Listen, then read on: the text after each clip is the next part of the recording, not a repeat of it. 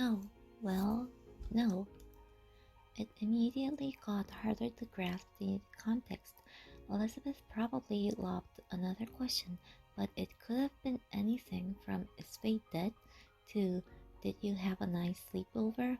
Wink wink. Derek's wide, panicked eyes gave you the impression it wasn't going well, whatever it was. Er, the words on the tip of his tongue were swallowed like a bitter pill. He grimaced at the wall in front of his face and did nothing else. Derek, what happened? Derek sighed deeply and clicked the receiver into the base with a limp-wristed nudge. He directed an impressively unimpressed stare at the phone. Unfortunately for him, Derek couldn't send that look over a phone line even if it hadn't been dropped. When Derek turned to face you directly, he fought against his deflated appearance with a falsely casual shrug. She hung up. Elizabeth, was she annoyed that it was you calling her? It didn't help, but she sounded pretty bothered before I even said anything. Basically, she told me that the police. Uh, Basically, she told me that unless the police, firefighters, or ambulance or your moms needed her, then I should tell you to talk to her when you are home. I don't know. And that she didn't want to tell me anything. Oh. A pit began to form in the bottom of your stomach. Your sister wasn't happy, and you felt terrible. The wish to have never called her, and the wish to have never come to this place fought within you for supremacy. The hall felt cramped, and you were suddenly uncomfortable being surrounded by these walls. Derek watched you helplessly, his fingers tensed, clenching and splaying again. A moment passed, then he let out a heavy breath. He wasn't powerless anymore. I've got a plan. I have a plan. You do?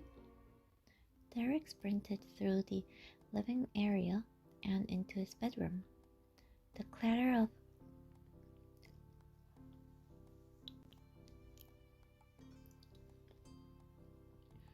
drawers opening and papers flying came through his open door. You slowly stepped to the edge of the hallway to try to glimpse what was happening on the other side of the condo. He soon came bounding out again, clearly successful at something. Derek tossed a stack of colorful folded pamphlets across the surface of the coffee table. You jogged over to meet him there.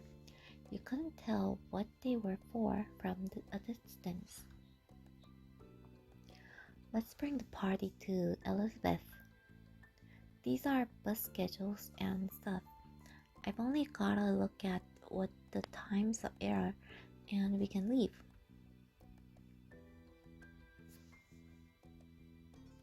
That's amazing. Thanks. He chuckled mischievously. You know what I say, it's good to be prepared. And I did wonder about this kind of thing before. I can't drive, but what if there was an accident or other emergency or whatever and I needed to be someplace right away? I already knew a lot of public transportation stuff because of that. Derek began to shuffle the papers around and he flashed you a bright grin. But I didn't think I'd be pulling this out so that I could go see Elizabeth of all people. Derek laughed lightheartedly over the joke. The words didn't feel very breezy to you. That was because if he was honest, it wasn't about your sister. He'd spent time studying ways to get to Sunset Bird for his friends, for Cove and you. With you and him living away from each other and not going to the same school, sometimes it seemed like maybe you stopped being a piece of his life once he left your town. This proved this proved you definitely didn't disappear for Derek. He cared about you even when you weren't there, and you could count on him even more than you had known. While you were stuck inside your own head, Derek had his nose in the brochures. He pressed his palms on the table fervently, scanned the timetables, and rambled more about his scheme. There isn't a direct line to Sunset Bird. It's kind of a small place. We can take a bus to a rail station and get on a smaller shuttle for tourists. Derek's hands lifted from and then hit the smooth surface under him, making a solid smack noise.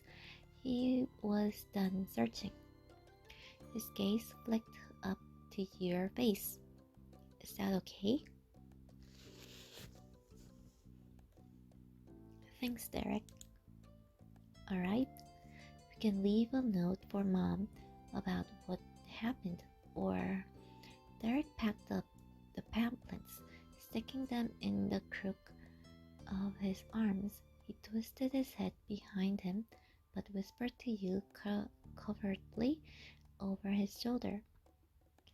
If it makes you feel better, we might be able to get back before she even knows.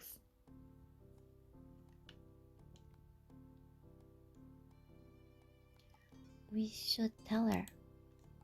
Yeah. One sec. Derek dashed to the back room with all the bus schedules in his arms. He shoved them into something, then ran out to rejoin you at the front of the condo with a bag swung over his shoulder. Next, he went into the kitchen to grab a notepad and pen from the counter. He hopped up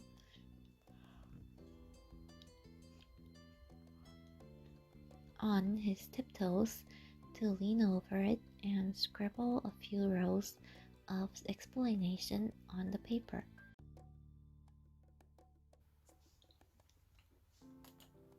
He tapped the button to retract the pen nib with his thumb and set it down alongside the note.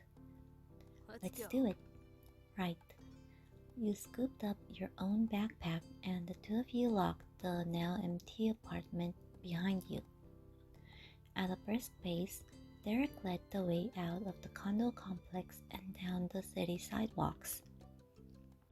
You had to weave through crowds of people making their own way across town. Most of them were much older and taller than you were. Between the mass of strangers and the immense skyscrapers bearing down on you from all sides, you felt like a very small part of a far bigger world. You took Derek's hand. He wrapped his own fingers around yours and held tight.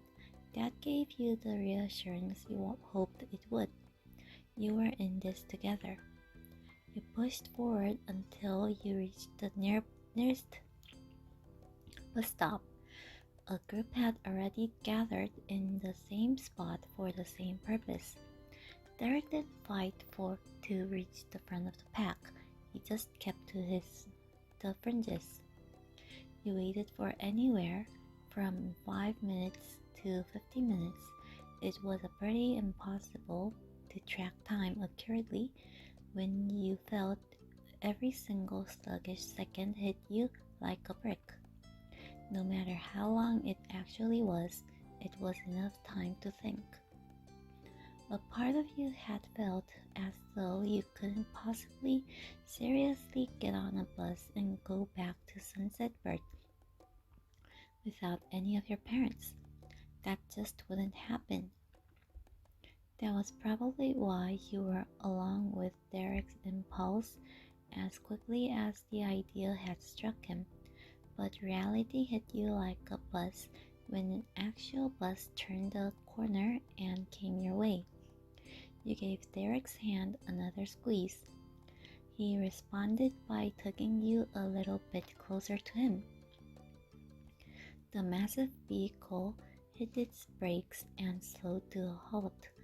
The doors opened to let out those who'd arrived at their destination and accept new riders. The crowd jostled together and filtered through and from the door. You and Derek went in at the tail end of the group. You had enough change in your pocket to pay the fare. Derek flashed the bus pass for his entry. The city bus was as overflowing with people as the street were. You had to shuffle while turned to your side to get through the aisle without knocking into the arms or legs of the other passengers. There was barely enough space to breathe. Humid summer days had never been more miserable. You couldn't even find seats that were side by side. Instead, you had to settle for two aisle seats that were across the way and one row diagonal from each other. That meant you had to let go of Derek, which was the worst of it all. The automatic door quickly swung closed. You rocked as the wheels began to turn.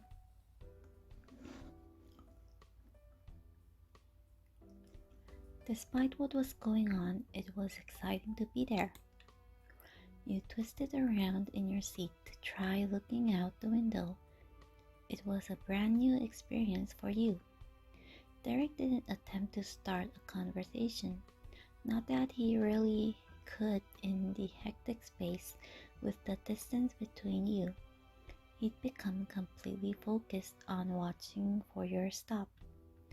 He had a destination he needed to get you to, and he was going to do it no matter what. More stops passed by until eventually Derek leaned his chest over the open space to send a quick message. His tone was breathy, like a whisper, but way too loud to really be whispering. "This is it." He shifted upright immediately and tucked the bell, marking this as a stop for the driver. Soon the bus came to a cautious halt along the edge of the curb. Once at a full stop, the doors popped open, and you repeated the awkward shimmy through the aisles so you could exit. When your feet landed on the cracked ground, you exhaled in satisfaction. You made it. This is really good. On Derek's first step into the station, he pulled one of the brochures out of his pocket and flipped it open. He must have kept that single pamphlet with the necessary details when packing the rest of the collection away. Derek was prepared as always. He held it up to his face, mapping out the station and using the guide like a treasure hunter.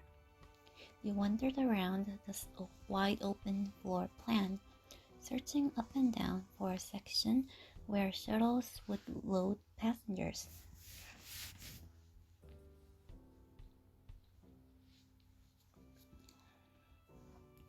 You were the first to spot the one vehicle headed towards a tiny tourist town. It made you stop in place. "Derek." "Yeah?" At the sound of his name, you lifted his face up above the station map and saw what you saw. Oh. The shuttle was barely 1/4 the size of the bus. It was a glorified van.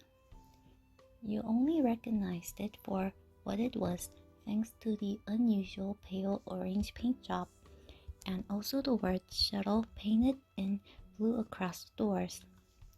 He tucked the bus schedule pamphlet into his back pocket and gave you a thumbs up. Derek bought tickets at a nearby customer service counter.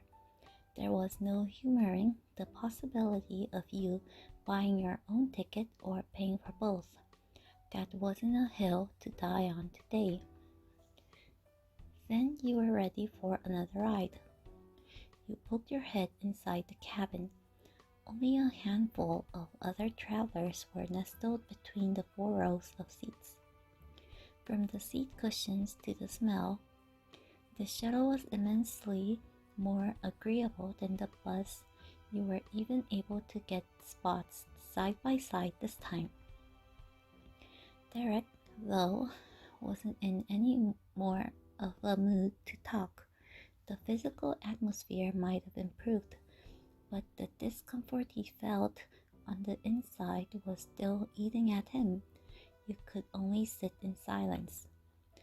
For all the gnawing tension, you did make it. The shuttle inevitably came to its stop in the Sunset Bird parking lot.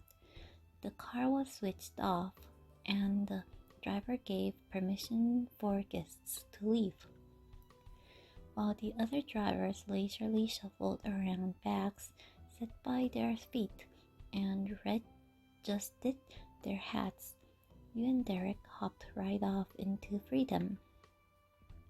Derek took a couple stumbling steps after his leap from the car, and then he stood in place.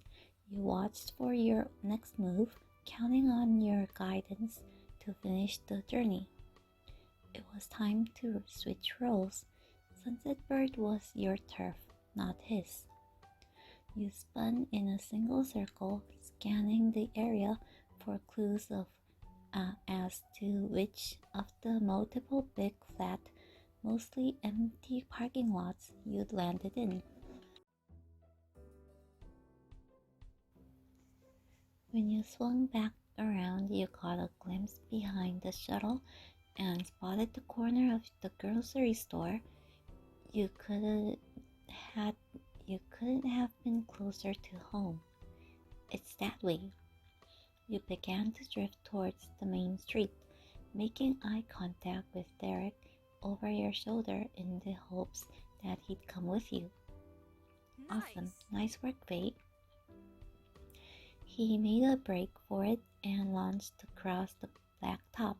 You ran with him. There was no time to lose. Derek was so fixated he might accidentally leave you in the dust if you didn't push yourself. You flew out of the parking lot and dashed out the sidewalk you'd seen a million times before. From there, it was turned into the residential area. Before you knew it, you'd arrived at the top of the hill on your street. You were so close. The decline of the road propelled your steps even faster. Derek almost crashed into you when you both dove towards the entryway of your house. You caught yourself by bracing your hands against the front door. It took a second for you to separate your stinging palms from the wood so you could get your key out.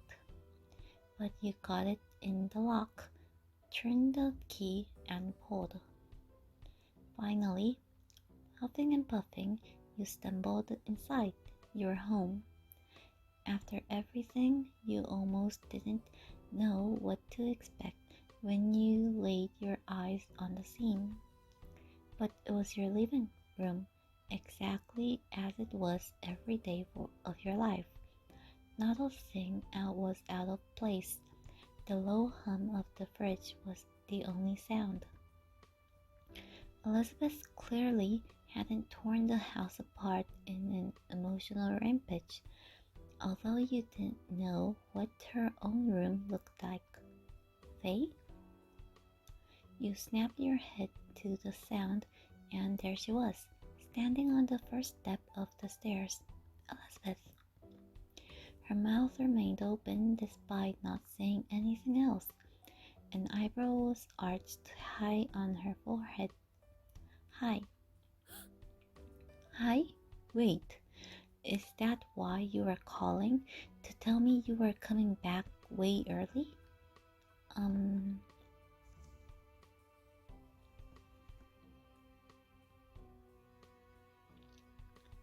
you awkwardly admitted what was going on. You swallowed thickly, despite how quickly you put your plan into action. Explaining those actions suddenly felt like a huge ordeal. It was like this was likely the same discomfort Derek had felt when he had to take the plunge and bring up the topic with you. Slowly and stutteringly, you tried to explain. It's Father's Day, and you were by yourself. I wanted to come be with you. She let out a single derived bark of laughter, and more was threatening to spill out. It wasn't the worst reaction you could have gotten, all things considered. How did that even come up? The tip of Derek's foot scuffled at the wooden floor. Ma kept sparkling clean, he meekly confessed his part of the debacle. Well, I wanted I wanted Faye to spend the night at my place so I could make sure she wasn't sad or something. That was that's why I was hoping for anyway. But it wasn't a great plan. He couldn't help sneaking a shy glance at you. The mocking humor that colored her face was wiped away. In an absolutely deepened way, she said two words. oh, That's adorable. That was enough to end the conversation. Derek had no comeback, and your sister simply stared blankly.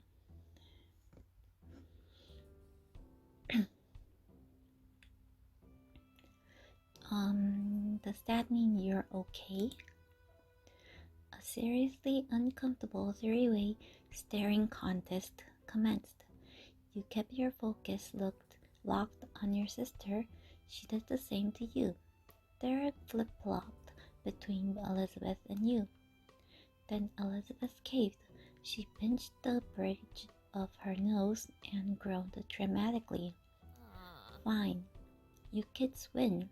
Today was annoying, but not because I care that I only to have two moms and can't celebrate Daddy Day. It's because every year everybody else is busy and I'm stuck doing nothing. And so, no, I wasn't in a sunshine and rainbow kind of mood. It didn't help that you ended up getting off the boat either. And then he called me. She wiped an accusatory finger right at Derek's chest. rude. This guy was able to throw you a party out of nowhere and decided while doing that to give me a ring while I was stuck in the house like a loser. Rude. That's why I hung up. Her, her smirk returned, much more earnest than before. I didn't think you were gonna race across the city to come keep me company. That kind of affectionate teasing from your older sister warmed your heart.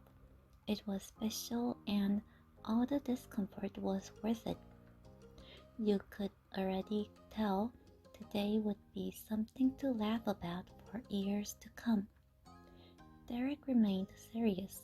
He blinked in rapid succession and mustered up the will to continue with his regretful appeal. Elizabeth, I'm really sorry for not thinking about this more. I. Elizabeth cut that ring off. She swished her hand in front of her face, trying to physically bat away Derek's sentiment. No. Don't be, please, save your energy. She settled the tips of her fingers against the center of her forehead, her other hand resting on her hip that she jutted out of the side. It's not your job to babysit me. You're not my big brother, and I'm not the only one like and I'm not the one you like. Elizabeth was as sassy as ever, and Derek's overly self-reflective maturity seemed as childish when cast in that light. A dark red blush grew across Derek's cheeks, but he smiled. It was a good reminder that he demanded a lot more from himself than others did. As if for the first time, your sister appraised you and Derek, huddled together, sweaty and frumpy from the journey. Oh dear, where are my manners? I've got guests and haven't even offered them a drink. She shrugged one arm while sashaying over to the kitchen and opening the fridge. Not very politely, Elizabeth shouted out while sticking her head into the chilled shelves. What do you want? Thanks. Just water, please. Thanks. Water for me too. Uh-huh. 2 waters. She set 2 bottles of water on the counter. When her hands were free, she reached back into the fridge to snag the carton of tropical juice as well as a drink for herself. Elizabeth poured a glass of juice for herself. One more time, Elizabeth, the demure hostess she was, shouted at you from the kitchen. Come and get it. She punctuated the statement of bumping the fridge doors shut with her hip. Then she walked back into the living room, taking a sip of her juice. Derek took it upon himself to pick up both of your drinks. He went straight to the kitchen, grabbed the drinks, and then returned to offer you yours. You accepted it from him. Thanks. It made your sister snicker over the rim of her glass. Her gaze stayed on you while she lowered herself slowly down to sit on the floor. You shared a quick look with Derek, but ultimately joined your sister on the ground. The 3 of you arranged yourselves in a small circle shape, each with your drink in hand. It almost felt like being a kid in kindergarten again. Elizabeth lifted her cup out over the center of the group. Come on. To this auspicious occasion, cheers to us. As sarcastic as her tone was, the fun she was having was genuine. To us. Cheers. He thrusted his own drink out in celebration before bringing it back towards his chest. He twisted off the cap of the water bottle and gulped down about half of it in one go. Derek idly wiped at his mouth when Elizabeth asked a flat question. How did you actually get here? Is Mrs. Suarez idling in her minivan out there? Derek's reply was perfectly cheery. After the long way there, his spark was finally coming back. Nope. No, we took a bus. A bus? And a shuttle. None of the buses go right into Sunsetburg, but we made it. Well, obviously, you can see that. Okay. Okay, another question. Are you gonna be completely grounded for this? We left a note for my mom. She'll understand. This was an emergency, or it could have been one. Huh.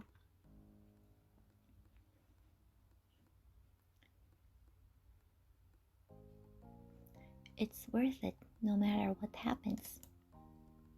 Elizabeth rested her eyes shut and took another long sip of juice. I won't tell her, Moms. Thanks. Yeah, thanks.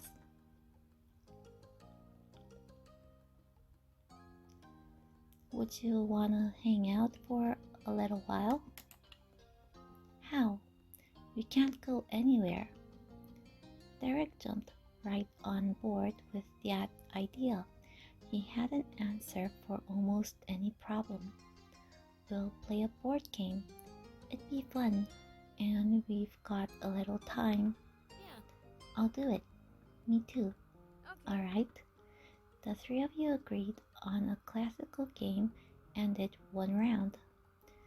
Soon stacks of fake money, tiny figures, and tokens were scattered around in the living room while each of you fought for financial supremacy. Elizabeth shifted to lay on her stomach, and Derek sat up, vigilant for anyone who tried to cheat the system. You really felt like a kid again. The game eventually got so out of hand, it was mutually decided to be a three-way tie. It was a nice time. When it was really over, Elizabeth spoke up. Alright, you've gotta go. She stretched her legs and arms, spreading out wide. Being bored all day is gonna be the least of our worries. If Moms come in and you've magically appeared in the living room. Bye, Elizabeth. Her eyes narrowed, looking between you and Derek. Enjoy what's left of your little sleepover. Derek's mouth dropped open fruitlessly. Then he closed it again. He didn't know what to say to that. Finally, he waved and chirped out a generic farewell. Bye, Elizabeth. Bye. You waved. Elizabeth folded her arms and rolled her eyes in stacked annoyance. She couldn't take the smile off her face. Goodbye. Bye. With your mission accomplished, the two of you returned to the wide open world. Returning to the parking lot was a far more leisurely trip than your arrival had been. There was time before it take off again. You drifted ahead like the lazy white clouds above you. The fluffiness of them made you think of marshmallows. The pale orange 12-seater came into sight, parked at the far edge of the lot. You and Derek got your tickets to ride and hopped on. A few scattered tourists in their sun hats and floral-patterned shorts were seated throughout the cabin. The small number of people in the space still felt cramped because of limited room in the car. You could smell their sunscreen in the air. In a slow curving motion, the shuttle pulled out. Derek sat rigidly silent, tapping his pointer fingers against the top of his knees for the entire trip. No words were exchanged by anyone except a few rolls and updates mumbled out of the driver. People were tired from their own long adventures out in the world. You could only imagine what the strangers sharing the shuttle had been through while barely audible acoustic guitar tracks played on the radio. Eventually the shuttle arrived. Each person went their separate ways, except for you and Derek, who stayed by one another's side as pair. He navigated the station with the map he had kept tucked in his back pocket as a guide. and finally you sat down in a deep blue, well-worn fabric of city bus seat for the last ride. When the bus pulled out this time, Derek wiped his brows with his wristband. You'd made it back to Derek City. No mortifying calls would have to be made from an overpriced bus stop payphone to beg one of your parents to come get you. Derek slipped lower in his seat and stretched his legs out in the aisle. The bus wasn't even half full, so making a little extra room for himself wasn't getting in anyone's way this time. On the outside, the sun was still dipping under the horizon, giving the air relief from its sweltering heat. It all came together to make the metal tube of public transportation less suffocating, totally incomparable to the experience you had at the height of the afternoon. Now it was safe to relax. Phew. Good job, Us. He chirped with a mixture of relief and fulfillment, like you'd just had an 8-hour shift at a serious adult company. I really appreciate all this, you know. Derek made a big show of swatting his hand nonchalantly, which pretty much completely precluded it from being a casual gesture. The grin on his face couldn't even pretend to be unaffected. He was thrilled. I try. No worries, Faye. Siblings look out for siblings. And he looked directly at you. Friends look out for friends. I know that I can count on you to help me out with the bros when I need it. Right, I'm here for you too. Yeah. Yep, you're my cow.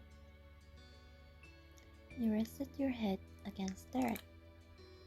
Gently you shifted over to let the side of your face nestle against your seat neighbor. Derek's eyes fluttered closed with a sweet sigh. You were snuggled in for the final leg of the journey, and all you had to do was wait. There was a soft vibration in the back of the bus. It slowly went up your spine and all the way down to the tip of your toes. During the ride before, the sensation had frayed at your nerves. Now it was soothing. With every stop that passed, your eyelids grew heavier. If yours wasn't just the fourth one down the line, you might have fallen asleep. You and Derek were the only ones who got off at the point. The two of you hopped from the front door of the bus onto the sidewalk. Derek leisurely retraced the familiar path you had gone on with him, matching step for step. It was peaceful, and with how close you had been to dozing off, it almost felt like walking through a dream. Finally, you arrived at the Suarez condo after a long, eventful afternoon away. You may not have lived there, but seeing that door made you feel welcomed and safe. Derek clicked his key into the slot and pulled the handle forward. All traces of sleepiness that had lingered in your eyes were instantly wiped away. Derek unavoidably tripped the wire on a mini explosion. Derek's back! The condo wasn't nearly as empty as it was when you left. The whole rest of the family had arrived before you. They were gathered together on the couch and bar stools, except for Nicholas, who had jumped to his feet to launch himself at his brother. His short arms circled around Derek's legs. It was an interaction that had happened dozens, maybe even hundreds of times before. That was a hallmark on their own unique sibling relationship. Derek fulfilled his part of the tradition and stroked Nicholas's hair. At the same time, he offered the rest of the family a laid-back greeting. Hey, Good evening. good evening to both. Good evening to you both. Hi, Welcome. welcome back. There was a knowing lilt to her tone and a crook in her smile. Did you have a good trip? Clutched securely before her fingers was a piece of paper. You didn't have to think too hard to guess what it was. The note you'd left explaining what happened. What a day. Yes, what a day. It's best you were able to spend time with your family. His parents were both perfectly contented. You had their full support for going on an adventure. Thanks, Mom. Thanks, Dad. It was good. Derek gratefully replied to his parents, all the while sneaking a warm gaze at you.